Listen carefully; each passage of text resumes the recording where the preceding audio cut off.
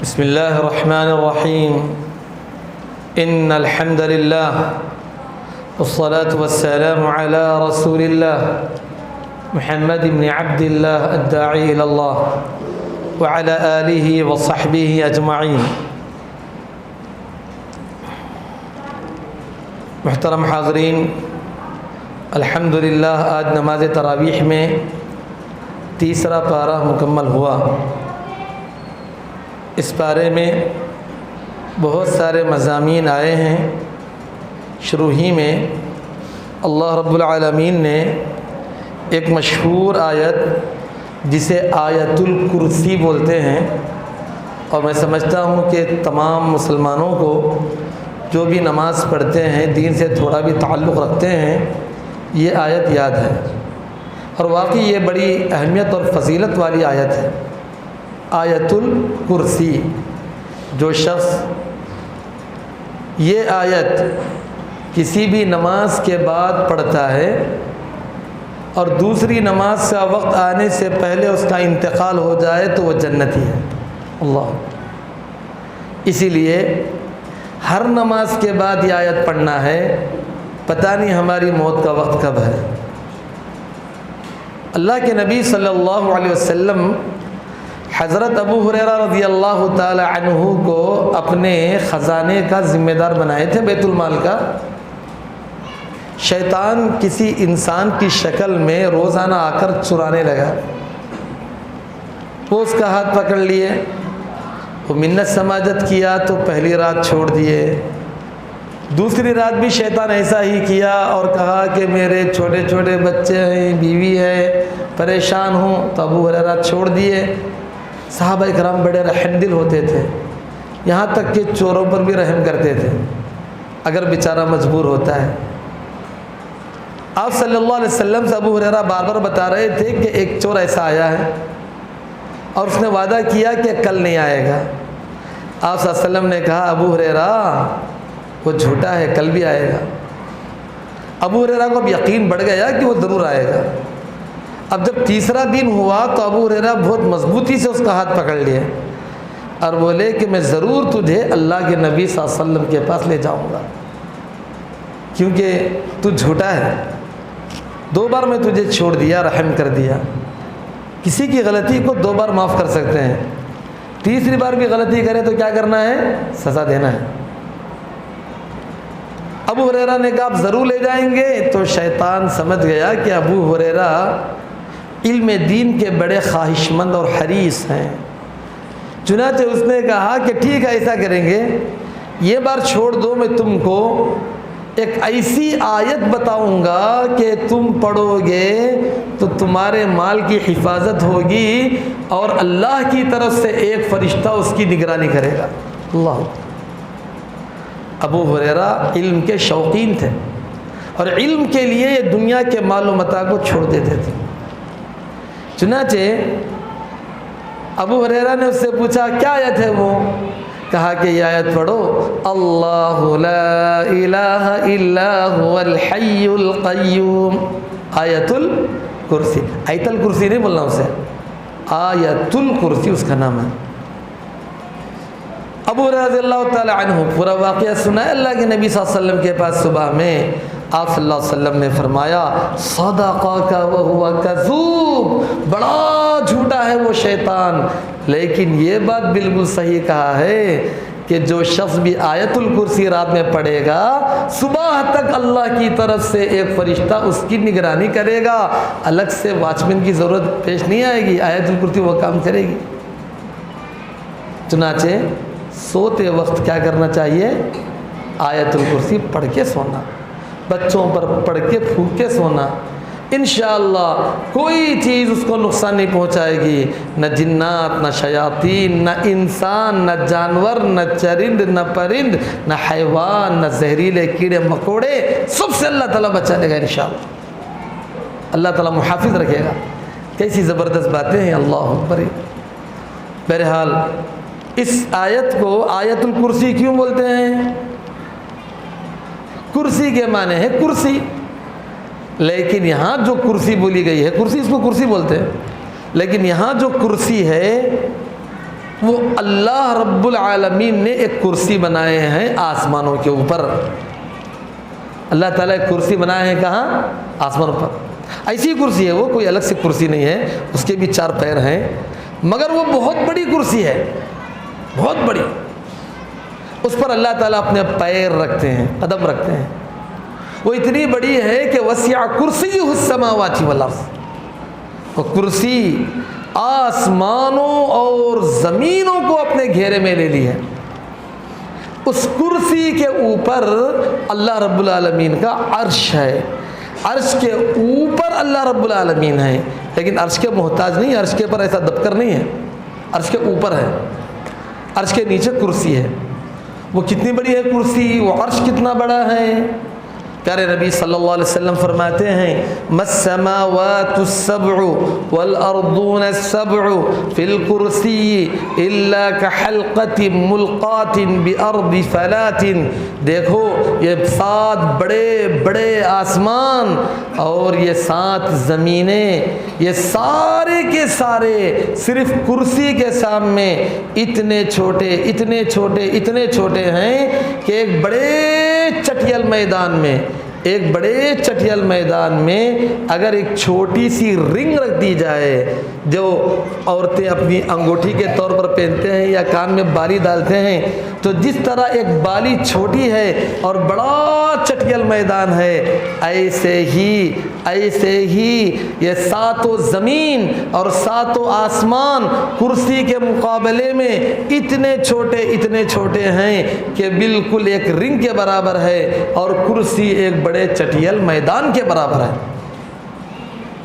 اتنی بڑی ہے کرسی. اب کرسی کے مقابلے میں عرش کتنا بڑا ہے؟ کرسی کے اوپر عرش ہے، عرش کتنا بڑا ہے؟ پیارے نبی صلی اللہ علیہ وسلم فرماتے ہیں وفضل العرش علی الکرسی کفضل تلک الفلاۃ علی تلک الحلقہ. تو جس طریقے سے جس طرح 7 زمین اور 7 آسمان کرسی کے مقابلے میں ایک چھوٹی رنگ کے برابر اور کرسی ایک بڑے میدان کے برابر تھی، ایسے ہی عرش اب ایک میدان کے برابر ہے اور کرسی ایک رنگ کے برابر ہے. اتنی بڑی کرسی ہے، اتنا بڑا عرش ہے، آسمان اور زمین اس کے بالکل ایک چھوٹے سے حصے میں ہے، جتنا کہ ہمارے سامنے ایک رنگ ہوتی ہے اتنے چھوٹے معلوم ہوتے ہیں. کون؟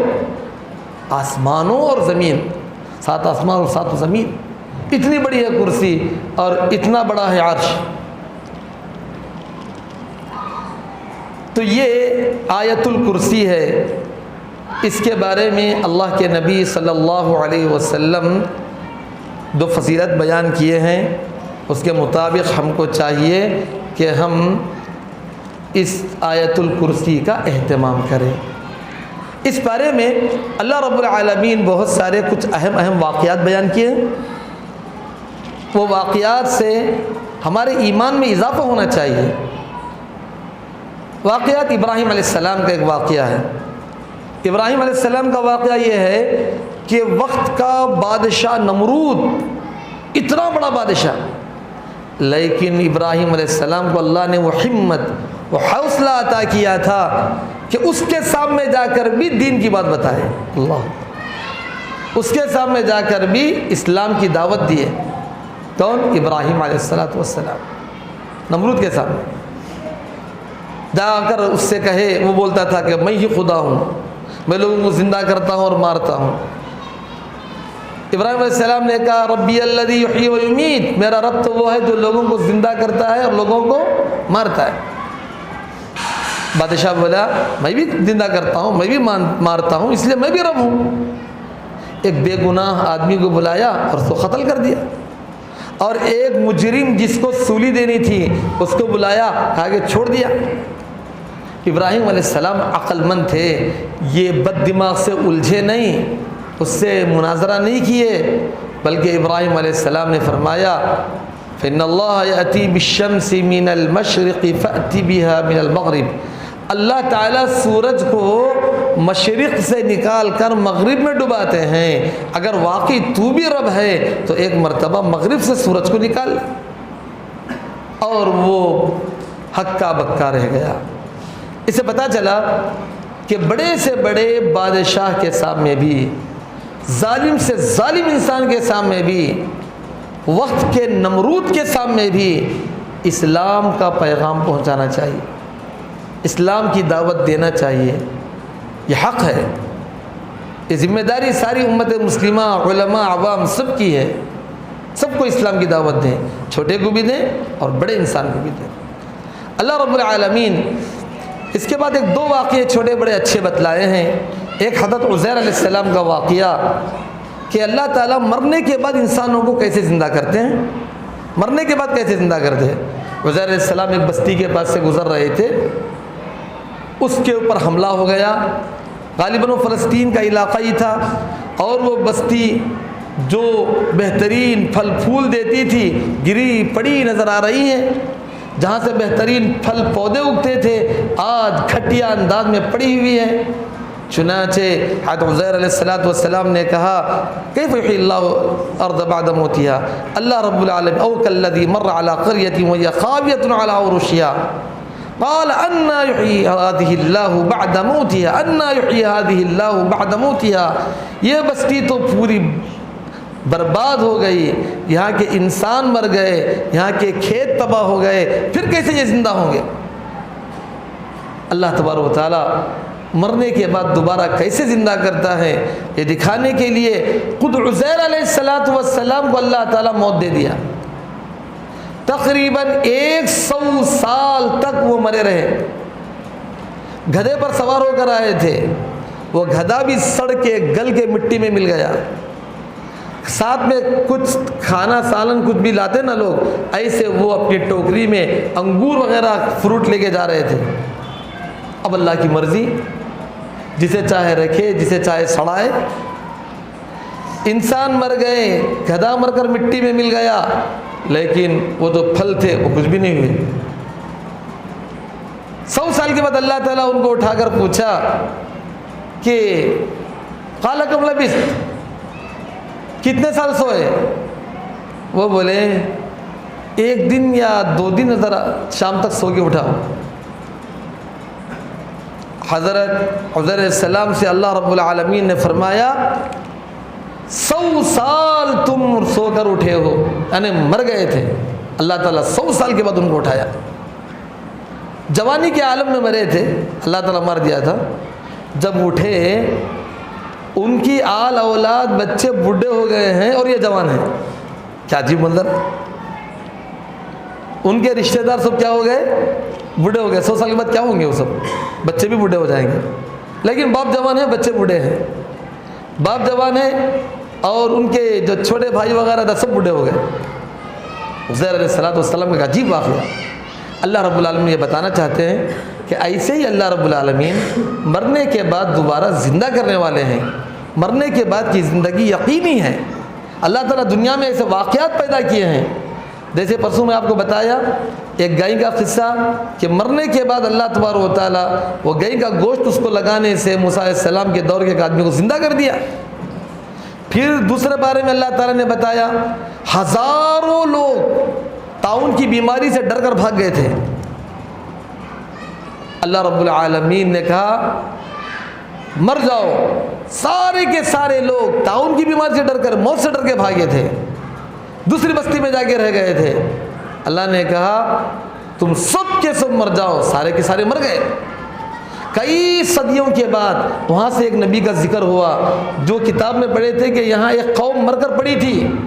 انہوں نے دعا کی اے اللہ میں اکیلا ہوں، میرے ساتھ کوئی ساتھی نہیں ہے، یہاں ایک پوری کی پوری قوم مر گئی ہے، جیسا کہ کتابوں میں لکھا ہے وہ قوم کو زندہ کر کے میرے ساتھ کر دے۔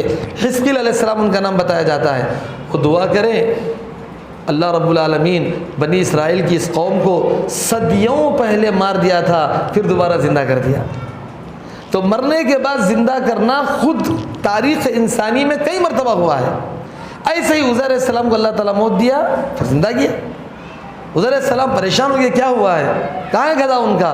آپ حضرت عزیر علیہ السلام سے اللہ رب العالمین نے فرمایا وانظر الی حمارک وَلِنَجْعَلَكَ آيَةً لِلنَّاسِ وَانظُرِ الْعِظَامِ كَيْفَ نُنشِزُهَا ثُمَّ نَكْسُوهَا لَحْمًا.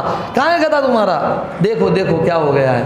وہ ہڈیاں سڑ گئیں، گل گئیں، مٹی میں مل گئیں. دیکھ رہے تھے کہ وہ مٹی ایسے ابھرنے لگی، ابھرتے ابھرتے وہاں سے ہڈیاں بننے لگیں، ہڈیوں پر گوشت چڑھنے لگا، گوشت کے اوپر چمڑی چلی، اور اس کے بعد گدھا ڈھیچو ڈھیچو پکارنے لگا. اللہ تعالیٰ ان کی آنکھوں کے سامنے 100 سال پہلے مرے ہوئے گدھے کو زندہ کر دیا. یہ اللہ رب العالمین کی شان ہے. مر کر اللہ رب العالمین مار کر زندہ کرتا ہے. ایسے ابراہیم علیہ السلام نے پوچھا اللہ تعالیٰ سے کیف تحیی الموتیٰ، اے اللہ مر کرنے کے بعد تو کیسے زندہ کرتا ہے؟ ابراہیم علیہ السلام سے اللہ تعالیٰ نے کہا چلو 4 پرندے لو، ان کو دانہ پانی ڈال کر مانوس کر لو، اس کے بعد وہ 4 پرندوں کو ذبح کرو، پھر ان کا چمڑی مڑی چھیل کے وہ گوشت 4 پرندوں کو اچھی طرح ملا لو آپس میں، 4 الگ الگ پہاڑوں پر اس کے گوشت کے ٹکڑے رکھو، ثم ادعوہن، پھر اللہ کا نام لے کر ان کو پکارو. یہ پرندے فضاؤں میں ایک دوسرے سے جڑتے گئے اور ابراہیم علیہ السلام کے ہاتھ میں آ کر جمع ہوتے رہے. اللہ تعالیٰ کیسے زندہ کر دیا. تو اس طریقے سے اللہ تعالیٰ واضح کیے ہیں، بتائے ہیں کہ مرنے کے بعد اللہ تعالیٰ ضرور زندہ کریں گے انشاءاللہ. اس میں اللہ کی قدرت ہے، اس پر ہم کو ایمان و یقین ہونا چاہیے. اللہ سے دعا کریں کہ رب العالمین ہمیں ان باتوں پر عمل کرنے کی توفیق عطا فرمائے. آمین. و صلی اللہ علی رسول الکریم وآخر دعوانا الحمد للہ رب العالمین.